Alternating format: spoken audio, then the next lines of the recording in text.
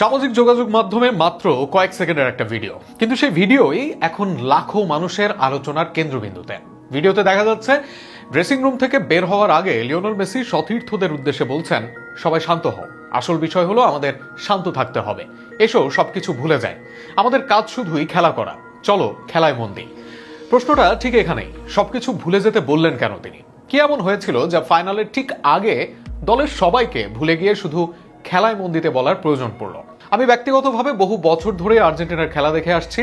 ভালো খেলেছে, খারাপ খেলেছে, হেরেছে, জিতেছে, সবটাই দেখেছি। কিন্তু এই ফাইনালে যে আর্জেন্টিনাকে দেখলাম সেটাকে আমার কাছে পরিচিত আর্জেন্টিনা মনে হয়নি। এ কারণে সামাজিক যোগাযোগ মাধ্যমে অনেক সমর্থকের মতো আমার মনেও একটা প্রশ্ন ঘুরছে, ম্যাচের আগে ঠিক কি এমন ঘটেছিল যা আমরা এখনো জানি না। তবে এমন কিছু ঘটনা আছে যেগুলো একসঙ্গে দেখলে প্রশ্ন জাগতেই পারে। প্রথমত, ফাইনালের মতো একটা ম্যাচে মেসির পরিবারকে স্টেডিয়ামে দেখা যায়নি। সাধারণত বড় ম্যাচে তারা উপস্থিত থাকেন। দ্বিতীয়ত, আর্জেন্টিনার প্রেসিডেন্ট জাভিয়ের মিলে আসবেন বলে আলোচনা থাকলেও শেষ পর্যন্ত তাকেও দেখা যায়নি। পুরো টুর্নামেন্ট জুড়ে গ্যালারিতে নিয়মিত দেখা যাওয়া দিয়েগো সিমিওনেও ফাইনালে ছিলেন না।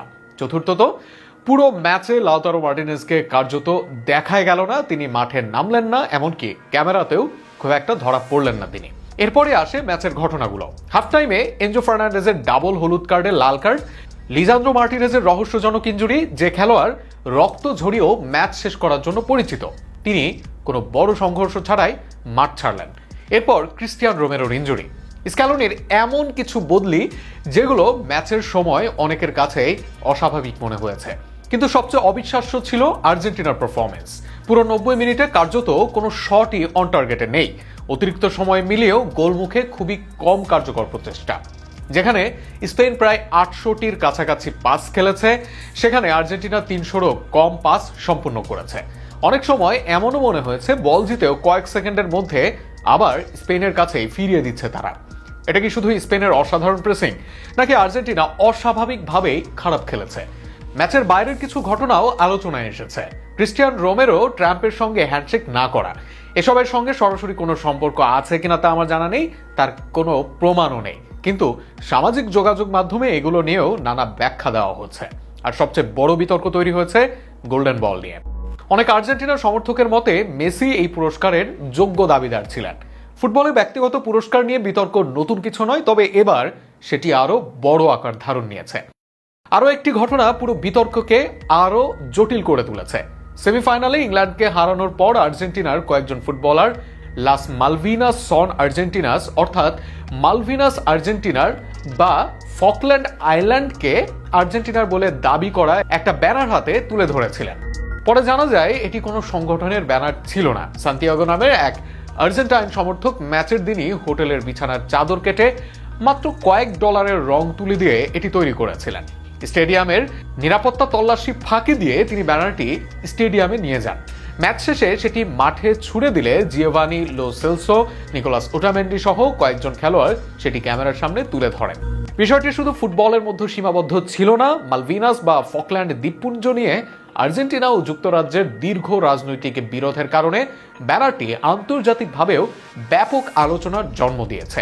ফিফার নিয়ম অনুযায়ী মাঠে রাজনৈতিক বার্তা প্রদর্শন নিষিদ্ধ হওয়ায় অনেকেই প্রশ্ন তোলেন, এই ঘটনার কোনো প্রভাব কি পরবর্তী সময়ে পড়েছিল? যদিও এ বিষয়ে ফিফা বা আর্জেন্টিনা ফুটবল অ্যাসোসিয়েশন আনুষ্ঠানিকভাবে কোনো সম্পর্কের কথা বলেনি, তবুও সামাজিক যোগাযোগ মাধ্যমে এটিও আলোচনার অন্যতম বিষয় হয়ে দাঁড়িয়েছে। এর সঙ্গে যোগ হয় পুরো টুর্নামেন্ট জুড়ে চলা রেফারিং বিতর্ক। বিশেষ করে স্পেনের ডিফেন্ডার এমরিক লাপুর্তা প্রকাশ্যে অভিযোগ করেছিলেন আর্জেন্টিনা নাকি রেফারিদের কাছ থেকে বাড়তি সুবিধা পাচ্ছে। সামাজিক যোগাযোগ মাধ্যমেও ফিফা বয়, রিগড এবং স্ক্রিপ্টেড ওয়ার্ল্ড কাপ এই ধরনের মন্তব্য ছড়িয়ে পড়ে। ফলে ফাইনালের আগে আর্জেন্টিনা ছিল প্রবল মানসিক চাপের মধ্যে। ঠিক এখানেই মেসির সেই কথাগুলো আবারও নতুন অর্থ পেতে শুরু করে। আমরা জানি না মেসি ঠিক কি বোঝাতে চেয়েছিলেন, তিনি নিজেও এ নিয়ে বিস্তারিত কোনো ব্যাখ্যা দেননি, ফলে নিশ্চিতভাবে কিছু বলা সম্ভব নয়। তবে এখন একটা প্রশ্ন হলো, আপনি যদি বিশ্বকাপ ফাইনালে খেলতে নামেন আর ম্যাচের আগে পুরো সপ্তাহ জুড়ে সবাই যদি আপনার দলকে নিয়ে বিতর্ক করে, তাহলে কি সেটা খেলোয়াড়দের মাথায় প্রভাব ফেলবে না? অবশ্যই ফেলতে পারে, বিশেষ করে এমন একটি ম্যাচে যেখানে একটি ভুলই পুরো ক্যারিয়ার বদলে দিতে পারে। ফুটবলে একটি বিষয় খুবই গুরুত্বপূর্ণ, যা মেন্টাল নয়েজ, অর্থাৎ মাঠের বাইরের এমন সব চিন্তা যা খেলার সময় মাথার ভেতরে ঘুরতে থাকে। সমালোচনা, রেফারির সিদ্ধান্ত, প্রতিপক্ষের বক্তব্য, সামাজিক যোগাযোগ মাধ্যম, সংবাদ মাধ্যম, এসব যদি একজন খেলোয়াড়ের মাথায় ঘুরতে থাকে তাহলে সেই খেলোয়াড় শতভাগ মনোযোগ নিয়ে খেলতে পারবেন না। অনেক স্পোর্টস সাইকোলজিস্ট বলেন, বড় ম্যাচে টেকনিক্যাল প্রস্তুতির পাশাপাশি সবচেয়ে বড় চ্যালেঞ্জ হলো মাথাকে শান্ত রাখা। এ কারণে কোচরা প্রায়ই বলে থাকেন, ইগনোর দ্য নয়েজ, অর্থাৎ বাইরের কোলাহল মাথার মধ্যে এনো না, শুধু খেলায় মন দাও। মেসির বক্তব্য শুনলে সেটার সঙ্গে যেন বেশ মিল পাওয়া যায়। সবকিছু ভুলে যাও, শুধু খেলায় মন দাও। এ দুটি বাক্য আসলে খেলোয়াড়দের মানসিকভাবে রিসেট করার বার্তাও হতে পারে। আরেকটি বিষয়ও এখনো গুরুত্বপূর্ণ, বিশ্বকাপ ফাইনালের আগে মেসি ইনস্টাগ্রামে একটি আবেগঘন পোস্ট করেছিলেন। সেখানে তিনি পুরো যাত্রা, সমর্থকদের ভালোবাসা এবং ফাইনালের গুরুত্ব নিয়ে তিনি লিখেছিলেন। অর্থাৎ বাইরে তিনি আবেগ প্রকাশ করেছেন, কিন্তু ড্রেসিং রুমে এসে তিনি ঠিক উল্টো কথা বলেছেন, আবেগ ভুলে যাও, শুধু খেলো। এটা আসলে বিরোধিতা নয়, বরং একজন নেতার দুই ভিন্ন ভূমিকা। একদিকে সমর্থকদের সঙ্গে আবেগ ভাগ করে নেওয়া, অন্যদিকে সতীর্থদের আবেগ নিয়ন্ত্রণে রাখা, কারণ মাঠে অতিরিক্ত আবেগ অনেক সময় ক্ষতির কারণও হতে পারে। মেসিকে আমরা সাধারণত খুব শান্ত একজন অধিনায়ক হিসেবে দেখে থাকি। তিনি খুব কম চিৎকার করেন, খুব কম নাটকীয় বক্তৃতা দেন, বরং ছোট ছোট বাক্যে কথা বলেন। কিন্তু সেই ছোট বাক্যগুলোই অনেক সময় সবচেয়ে বেশি প্রভাব ফেলে দেয়। আর্জেন্টিনার অনেক খেলোয়াড় আগে বলেছেন, ম্যাচের আগে মেসির উপস্থিতি তাদের আত্মবিশ্বাস বাড়িয়ে দেয়। তিনি লম্বা মোটিভেশনাল বক্তৃতা দেন না, বরং খুব সহজ ভাষায় সবাইকে শান্ত থাকতে বলেন। এই ভিডিওটাও হয়তো তারই একটা উদাহরণ। এখন আসি ম্যাচের দিকে। দুর্ভাগ্যজনকভাবে আর্জেন্টিনা ফাইনালে 1-0 গোলে হেরে যায়। 16 বছর পর বিশ্বকাপ জেতে স্পেন। মজার বিষয় হলো, ম্যাচ চলাকালে বড় কোনো রেফারিং বিতর্ক তৈরি হয়নি। অর্থাৎ ম্যাচের আগে যেসব অভিযোগ উঠেছিল সেগুলো মাঠের খেলায় বড় কোনো প্রভাব ফেলেছে এমনটা বলা কঠিন, বরং স্পেন নিজেদের পরিকল্পনা বাস্তবায়ন করে ম্যাচ জিতেছে। তবে ম্যাচ শেষে আবারও উত্তেজনা তৈরি হয়। শেষ বাঁশি বাজার পর দুই দলের কয়েকজন খেলোয়াড়, অর্থাৎ প্যারাদেস এবং বিপক্ষ দলের খেলোয়াড় এবং কোচিং স্টাফের মধ্যে ধাক্কাধাক্কি ও উত্তপ্ত পরিস্থিতি দেখা যায়। পরে অবশ্য ফিফা তদন্ত শুরু করেছে। এখানে অনেকে আবার মেসি সে বক্তব্যের দিকে ফিরে তাকাচ্ছেন। তিনি কি আগে বুঝতে পেরেছিলেন ম্যাচটি আবেগের লড়াইয়ে পরিণত হতে পারে? তিনি কি চেয়েছিলেন তার সতীর্থরা যেন কোনো বিতর্কেই না জড়িয়ে পড়ে, নাকি শুধুই মানসিক চাপ দূর করতে চেয়েছিলেন? এগুলোর কোনোটারই নিশ্চিত উত্তর নেই। তবে একটা বিষয় আমাদের মনে রাখা উচিত, সামাজিক যোগাযোগ মাধ্যমে ভাইরাল হওয়া কয়েক সেকেন্ডের একটি ভিডিও দিয়ে পুরো ঘটনা ব্যাখ্যা করা সম্ভব নয়।